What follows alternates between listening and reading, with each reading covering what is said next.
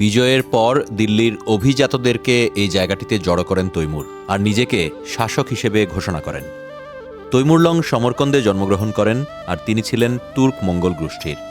সাহেবি কুরআন উপাধি নিলেও অনেক ইতিহাসবিদের মতে তৈমুর ইসলামী রীতি তেমন একটা অনুসরণ করেননি। তিনি আসলে একজন মঙ্গল। তিনি তুর্ক অধ্যুষিত অঞ্চলে জন্মগ্রহণ করেন।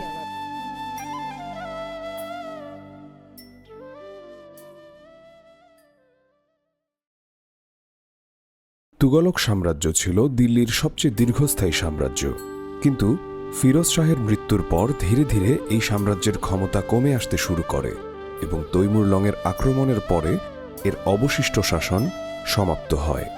১৩৯৮ সালে আমির তৈমুর বেগ গোরকানি দিল্লিতে চলে আসেন এবং ধীরে ধীরে শহরটি ধ্বংস করে দেন। ইতিহাসবিদদের মতে দিল্লিতে এই রক্তক্ষয়ী হামলা ছিল খুবই ভয়াবহ। তৈমুর সমরকন্দে জন্মগ্রহণ করেন এবং তিনি ছিলেন তুর্ক মঙ্গল গোষ্ঠীর। তাদের শাসনের ধরনও ছিল মঙ্গলদের মতো। তিনি আসলে একজন মঙ্গল। তিনি তুর্ক অধ্যুষিত অঞ্চলে জন্মগ্রহণ করেন। তার শরীরে মঙ্গলদের রক্ত। সাহেব ই কুরআন উপাধি নিলেও তৈমুর ইসলামকে অনুসরণ করেননি। তিনি চেঙ্গিসি নিয়ম মেনে চলতেন। তুগলক আমলে আলাউদ্দিন খিলজির নির্মিত হজ খাসের এই এলাকা এবং ফিরোজ শাহ নির্মিত এই মাদ্রাসা তৈমুরের খুব পছন্দ হয়েছিল।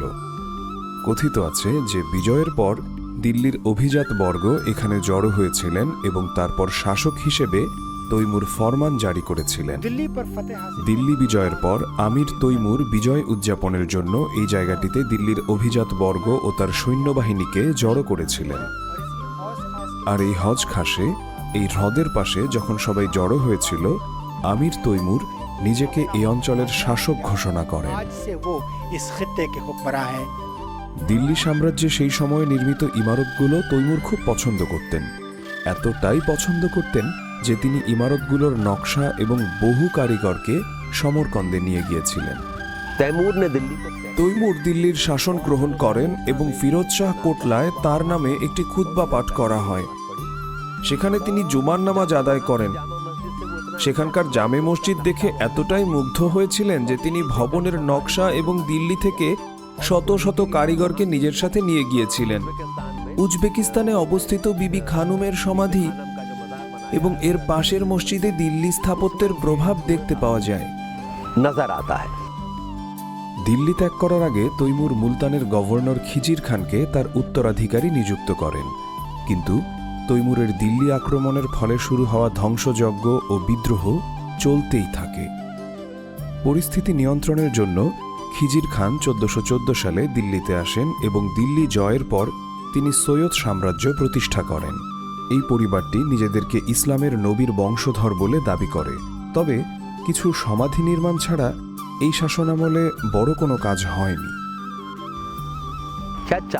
৪০ থেকে ৪৫ বছরের মধ্যে ৩ জন বাদশাহ ক্ষমতায় আসেন। তারা বড় কোনো সংস্কার করেছেন এমনটা আমি দেখিনি। ৫০ বছর খুব দীর্ঘ কোনো সময়ও নয়। সৈয়দ বংশের দ্বিতীয় শাসক ছিলেন খিজির খানের পুত্র সৈয়দ মোবারক শাহ। সে সময় অভিজাত সম্প্রদায়ের ক্রমাগত বিদ্রোহের কারণে তার শাসনামল অস্থিতিশীল হয়ে পড়েছিল। ১৪১৪ সালে বিদ্রোহী অভিজাতদের একজন মোবারক শাহকে হত্যা করে। কোটলা মোবারকপুরে তার বিশাল সমাধির এখন আর যত্ন নেওয়া হয় না। দক্ষিণ দিল্লির কোটলা মোবারকপুরে অবস্থিত এটি হল সৈয়দ বংশের দ্বিতীয় শাসক মোবারক আলী শাহের সমাধি। সমাধির ভেতরে এত দুর্গন্ধ এবং আবর্জনায় ভরা যে আমরা যখন এখানে পৌঁছলাম তখন দেখলাম সমাধির ভেতরে কিছু কুকুর বসে আছে। মোবারক শাহের মৃত্যুর পর স্থলাভিষিক্ত হন তার ভাতিজা মুহাম্মদ শাহ। ১১ বছর শাসনকার্য পরিচালনার পর ১৪৪৫ সালে তিনি মৃত্যুবরণ করেন। তার সমাধি লোদি গার্ডেনে তুলনামূলক ভালোভাবে সংরক্ষিত আছে। এটি নির্মাণ করেন মুহাম্মদ শাহের পুত্র এবং সৈয়দ বংশের শেষ শাসক আলাউদ্দিন। এই সমাধিগুলি ছাড়া দিল্লিতে তার আর কোনো নিদর্শন নেই। सैयद डायनेस्टी के जो चार সৈয়দ বংশের 4 শাসকের মধ্যে অধিক পরিচিতদের একজন হলেন মুহাম্মদ শাহ। এটি তার সমাধি। ক্যামেরাম্যান রৌফ ফিদার সাথে Salahuddin Zain, DW news, new Delhi. DW news नई दिल्ली।